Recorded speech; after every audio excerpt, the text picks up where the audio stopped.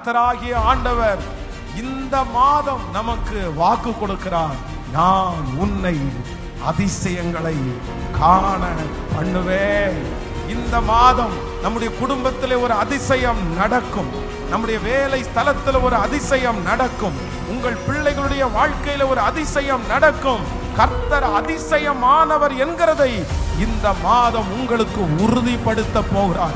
எகிப்து தேசத்திலே அவர்களை புறப்பட்ட அந்த நாளிலே எப்படிப்பட்ட ஒரு அதிசயத்தை செய்தாரோ அந்த அதிசயம் இந்த மாதம் உங்களுக்கு நடக்க போகிறது. ஒன்று, ஆண்டவர் தயவு என்கிற ஒரு அதிசயத்தை கர்த்தர் செய்தார். உங்களுக்கும் எனக்கும் நம்முடைய பிள்ளைகளுக்கும் போய் நிற்கிற எல்லா இடத்திலையும் ஒரு தயவு கிடைக்க போகிறது.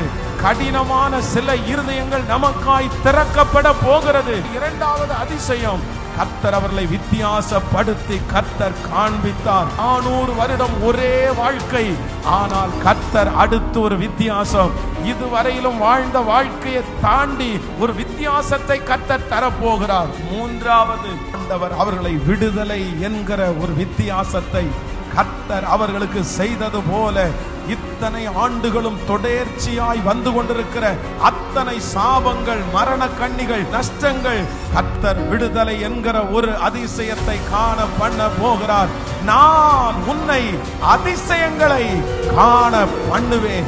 எகிப்து தேசத்திலிருந்து புறப்பட்ட நாளில் நடந்தது போலவே அதிசயங்களை காண பண்ணுவேன். ஆமென்.